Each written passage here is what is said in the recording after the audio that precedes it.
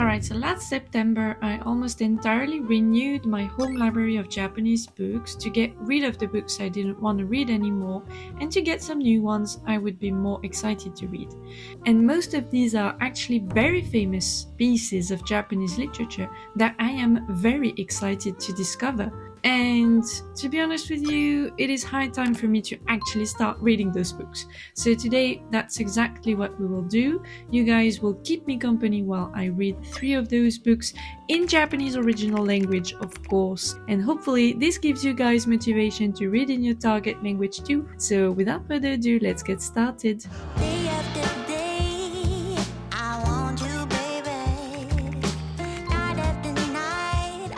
And the first book we're gonna tackle today is a book that I think needs no introduction because it is none other than Kokoro by Natsume Soseki.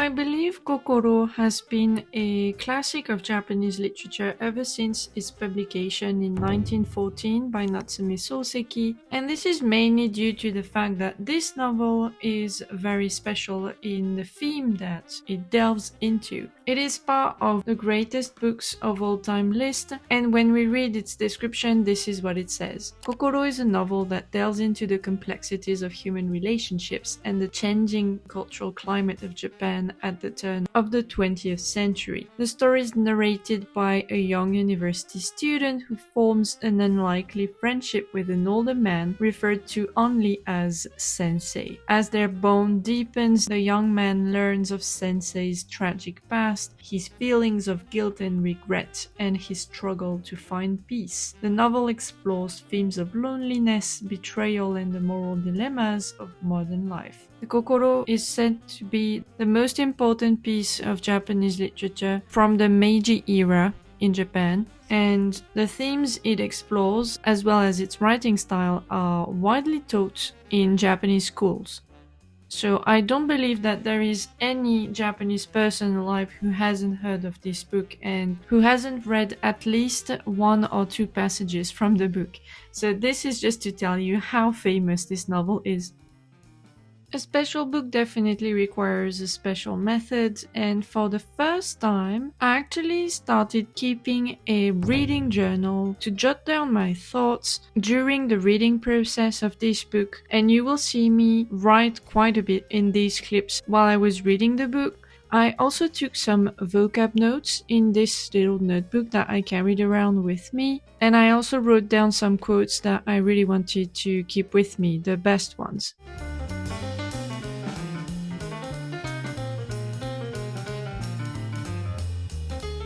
I'm supposed to make this little update when reaching the halfway point in the book, the halfway mark, but I feel like now is actually a good time to do this update because I already read 120 pages. I'm on page 126 right now, and I feel like there's already a lot to say, so you know what, I'm just gonna do the update now because I'm so excited to read the last part of the book that I'm probably going to read it faster than I'm able to take the time to do this update for you guys.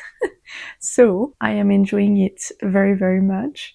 I should say that this is kind of the first time for me reading so slowly. I'm really taking my time on purpose reading this book and looking up all of the words that I don't know, and there are many in this book, definitely. I'm trying to ask myself questions about things that the main character may say or think, and trying to understand really what the author tried to say through his main character's feelings and thoughts. And it's really, really enlightening to read this way. And you know, I don't think you can do that with all literature, to be honest with you. I mean, the literature has to be deep on that, on character development specifically, and so this book definitely is. I think the character development in this book is definitely extremely well done, and you know, I had like sort of trained myself doing it, reading Murakami's books, because Murakami is also a master at character development.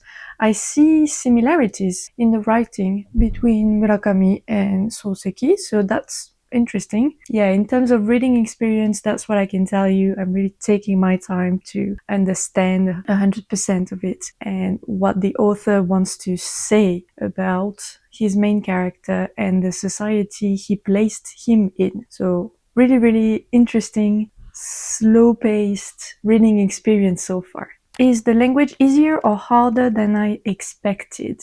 It is easier than I expected because it's not hard to understand. The kanji readings are a bit old, and there are some kanji in there which I've never seen, and there are words which are written in the old way, for example, hazu, for example, iu, for example, neru. These words are written all throughout the book using the older kanji, and so it does take a bit of getting used to, but I mean, now that I'm used to that, I'm not thrown off by it as I was at the beginning of my reading, so I'm really able to read. I'm not having trouble understanding the meaning of the text, if that makes sense. So I can understand what the text means pretty easily. I hope that makes sense. Am I using any tools to help me understand difficult parts, dictionaries or notes? I am not using external notes, but I'm taking my own notes, carrying with me a reading journal, very small reading journal, just for this book. So I'm taking notes myself, but I'm not using external notes. I want to go through the text the first time by myself and trying to understand as much as possible by myself. And then later, when I go through the text again to do some more critical reading, then I'll look at external notes, but not right now. And am I using dictionaries? Yes, of course. I'm using Yomiwa, my Yomiwa app, whenever I need to look up a word that I don't know. How is the cultural or emotional impact of reading it in Japanese versus a translation? I mean, this book is like the number one most famous book of Japanese literature. So I do feel like I'm understanding even more about the culture and what most Japanese people have read in their lives. I don't think everyone has read the entire book, but definitely they've read parts of it at school because it's part of the curriculum. It's been part of the curriculum, I think, since it came out, this book, literally. It's definitely ingrained in Japanese culture and everyone knows about the book. So as a foreigner, being able to finally read it and also in original language feels like I will be able to understand even more about Japan and Japanese culture. I hope that makes sense, but that's for like the cultural impact and the emotional impact. Honestly, I feel relieved kind of that I'm finally able to read this book. So that's it for this little update, guys, and I will see you in the final update when I'm done reading the book. The book is actually divided into 3 parts, and the last part of the book is quite big. It's actually as long as the first 2 parts of the book. So essentially, the last chapter makes for half the book. And to go through that last part, I started reading the English version of the book that I had. I had a copy of the English translation. It's the one from Turtle Publishing. And I started reading it along with the original version. So I would read the Japanese first and then read the English passage. However, I did not do it for the whole last part. It was only for important passages. So once I'd read them in Japanese and I found that they were really important in the original version, I looked them up in the English translation to highlight them and annotate them directly into my English copy. And I also took longer reflection notes in my reading journal towards the end of the book, because obviously a lot of events unfold and you start understanding a lot about the first 2 parts of the book once you reach that part, that last part in the book. So definitely I had a lot to say in my reading journal. Hi guys, so as you saw, I am finally done reading Kokoro by Natsume Soseki. And actually, to be honest with you, I have been done reading this book for a while now, and for a few days, even a few weeks, I think, I've been just like mulling over it and thinking about it a lot. I'm honestly trying to form my opinion about the book. I loved it, that's for sure, and I'm not going to make you wait any longer. Of course, this is a 5-star 5-star rating for me. But then I really had to think about all the reasons why I loved it the way I did. And it was definitely kind of a surprise to me, because even though the story and the writing was really different from what I expected, I still loved this book very, very much. So I guess that's why I had to figure out why that was, and that's what I've been doing for the past few weeks. So here we are, guys, and I'm doing my review now. And in fact, I have with me here a bunch of questions that I'm going to answer just to help me with my review, honestly, because I wouldn't know where to start by myself. There's too much to say, so I'm just going to use the questions that I've got here to guide my review for you guys. So, how do you feel after finishing it? I feel relieved that I was able to read the entire thing. I feel content and, satisfied that I finally read this story for myself and I finally know what it's about. Everyone has been telling me about this book for so long, and, I was just eager to know what was happening in the story for myself. So now that it's done, I really feel satisfied, 100%. I also feel a bit sad right after I finished reading the book. I felt a bit sad because I felt like this was, reading this book was sort of the accomplishment that I was waiting to have for such a long time. And now that I've reached this reading objective, I suddenly felt like I didn't have anything else that I would want to aim for in my Japanese reading life. So definitely right after finishing the book, I felt a bit sad in that sense, if that makes sense. All right, next question. Did the story meet your expectations? It did meet my expectations on some aspects and it didn't on some others. And you know what? I don't think I can go into the details of why that is without spoiling you guys on the story, and because I really want you guys to experience the story for yourself. I will not give any sort of spoiler in this review right now, but just in terms of story development and just storyline in general, I was let down on some things, but then it far exceeded my expectations on other aspects, if that makes sense. So in the end, I felt like the story, as a whole was really good and I really enjoyed it. And it was surprising in the sense that I felt actually really close to especially the main character and what the main character goes through, and his thoughts and what he says really resonated with me. And I think that point in itself, without going into the details, was surprising and it did exceed my expectations. So that was definitely a good point. What was the most rewarding part of the experience?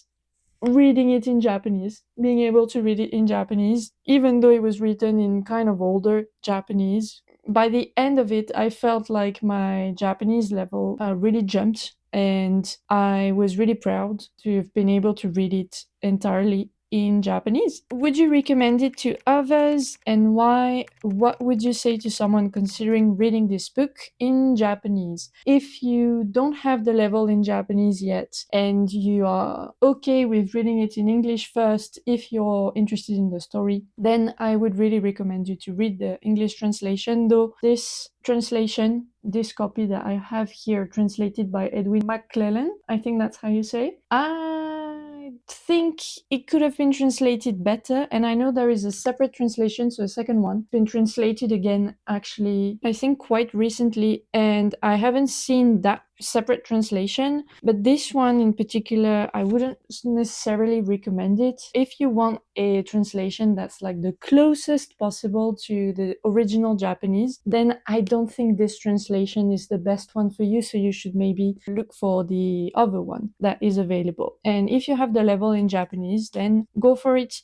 But I think you should definitely wait to have the level though, because I feel like I would have been very, very frustrated reading this book even like 1 year ago, because I definitely didn't have the level. Had I read it 1 year ago, I would have been a lot more thrown off by the older kanji and the older readings and just lots of words that were new to me. But because now my level in reading modern literature in Japanese has really improved for this past year, I feel like this was really the right timing for me to read this book, because then the only thing I had to look up during the reading process were the older kanji and the words that I didn't know. There were only a few. I'm just happy that I've waited enough time for me to enjoy the process and not be frustrated by it. So I hope that makes sense, and I think that concludes my entire review of the book. I'm not done with the book, I should say, because I actually have a separate copy of the book just for annotations, and I actually plan on doing critical reading, look things up, annotate things, highlight stuff, just spend some more time with the book and spend some time, looking up every interesting thing surrounding the book and the context in which it was written and the historical elements that come up in the story. And I've already started doing this, but I haven't done it to the extent I want to do it in. And I've been recommended some resources that I can check out about the book, some research publications, some explanatory notes, all of that. And I have yet to go through that, but that will be the next phase, and my objective is complete. For this vlog, I simply wanted to read it first, to have a first read of the book by myself in original Japanese. So that concludes the review of Kokoro by Natsume Soseki, and now it's time to get on with the second book.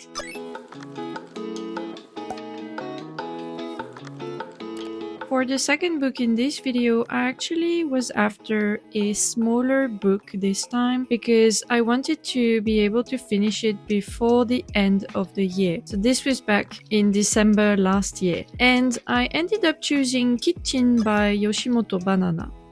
Kichin is once again a staple of Japanese literature. It is also part of the greatest books of all time list, and here is the book's introduction. The book is a poignant tale of love, life, and loss intertwined with the themes of food and kitchens. The narrative follows a young woman who, after the death of her grandmother, finds solace in the home of her friend and his transgender mother. As she navigates her grief, she also grapples with her growing feelings for her friend. The story explores the complexities of relationships, the concept of home, and the healing power of cooking.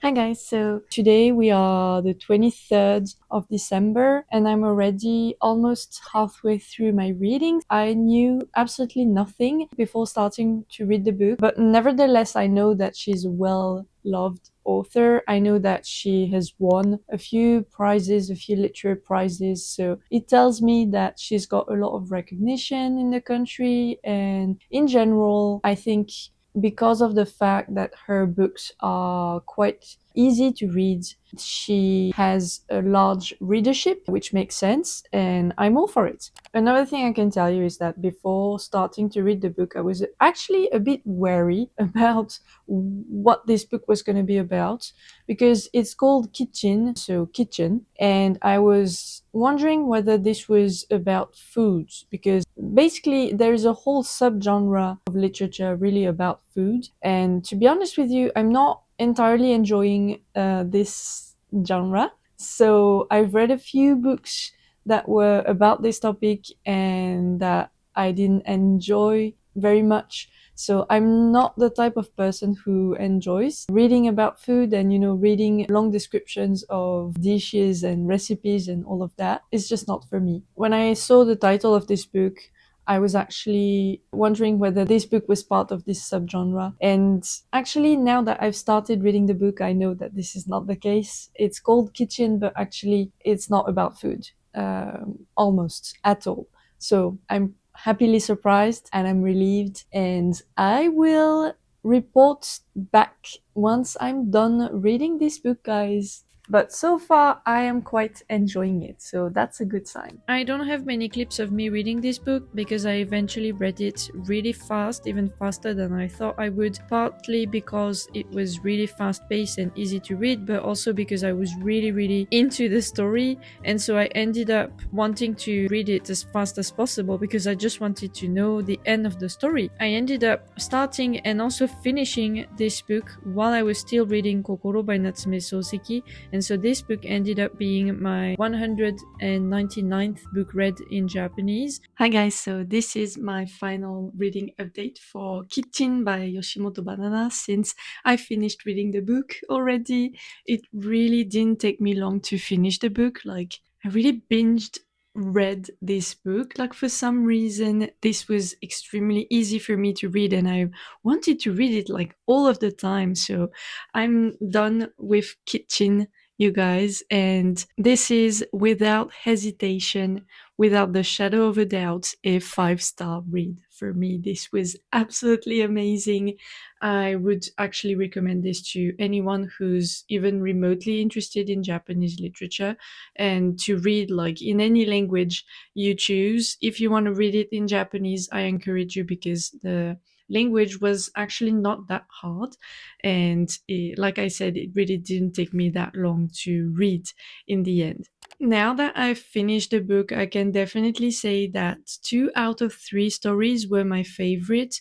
Basically, the first 2 stories, which were actually linked to one another. These 2 stories were linked very deeply, and I loved both of them for different reasons. Well, I won't dive into the reasons because this would spoil you guys, and this entire vlog is actually a non-spoiler vlog. This book really far exceeded my expectations in all aspects, really. I can't just like pinpoint one aspect. Basically everything was almost a surprise to me because I loved everything from story development to character development to the writing style was absolutely amazing, and also the emotional reaction I got from reading the book. I didn't expect to cry as much as I cried. Overall I didn't expect this book to be this good. It really earned its way onto the list of the most famous pieces of Japanese literature, modern literature. I mean, this was even hard for me to imagine how Yoshimoto Banana wrote this as her debut novel. Like, how can you not be jealous of this? She is just extremely talented. I have no words. Now that I've read this book, I can't wait to read more of her books, in fact. And I'm also very excited and very intrigued to know what her other books are about, because just between the 3 stories that were in this book, each of the stories had a clear theme and development and background, and they were very different from one another. And so I'm just very curious to see what else she wrote about so far. So I'm very excited to discover more of her works, really. Though I will say, guys, that if you're interested and you want to read this book, be careful. I'm putting on the screen right now the list of trigger warnings for this book because there are definitely some trigger warnings and the stakes are high in the stories, all of them pretty much, and you just never know where the story is going, so you've got this dreadful feeling all the way, which in itself is quite anxiety inducing. I want to say this also could be a trigger in my opinion, so just be mindful of that if you do decide to pick up the book. But in general, like I said, I would recommend this to absolutely anyone who's even remotely interested in the topic, also because this is very short, very quick to read. So if you want to start diving into Japanese literature, this would be quite a good one to start with. This was written in 1988. I think that's it for my review of this book. Do be careful if you want to read it in English. I heard that at least one of the translated books wasn't very good. So if you do want to pick it up in English, just be careful and not choose the bad one because apparently it's really bad. I haven't got my hands on it, so I can't tell you how bad it is. But if I were you, I would just be careful about that because it can absolutely kill your reading experience. So there you go. That's it for this book, and now let's move on to book number 3. It was already the last day of the year 2024 when I picked up book 3 of this video,博士の愛した数式, translated to The Housekeeper and the Professor, which is quite a peculiar novel since its story revolves around the unique relationship between a brilliant mathematics professor who suffers from a memory condition that basically resets his memory every 80 minutes and his housekeeper who is hired to care for him, finding beauty and connection in the world of mathematics and the simplicity of everyday life. Morning guys, today it is the last day of 2024 and I'm gonna be starting to read Hakase no Aishita Sushiki this morning. I think I'm probably going to make quite a dent into it, at least I hope so. I have high expectations for this book because I absolutely love the first book I read by Ogawa Yoko, The Memory Police, back in October this year. So I just hope that this book is going to be just as good. And on top of that, I've only heard good things about this book by people who've already read the book. So I just hope that I'm going to like it too. And then finally, the last expectation is that the first 2 books I've read in this video were actually 5-star reads, so I just hope that this one is also going to be a 5-star read. So there you go guys, lots of expectations. Now let's start reading. One thing you guys must know about me is that I am absolutely hopeless with numbers. I mean, there is a reason why I was a lawyer and I am now dedicated to learning languages. It's because I'm much more comfortable with words than I am with numbers. However, a miracle happened when I was reading this book because the main character and the second character in this book talk about mathematics with such passion that it actually kind of reconciled me with numbers and with mathematics, and thanks to the brilliant writing of Ogawa Yoko, I was able to really enjoy my reading, even though it was about a topic that I had absolutely zero affinity with before reading this book. So definitely a miracle happened here, guys.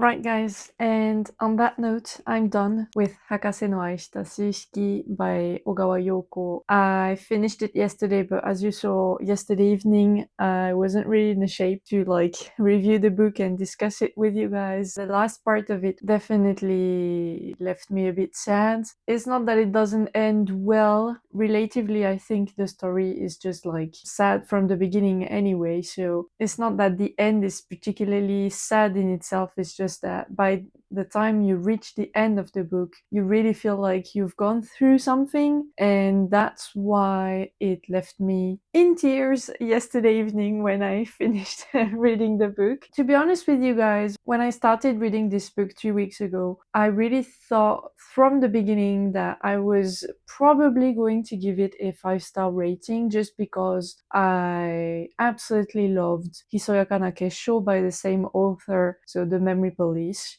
by Ogawa Yoko. And, right from the start, I noticed that she wrote this book with the same kind of tone that she wrote The Memory Police in.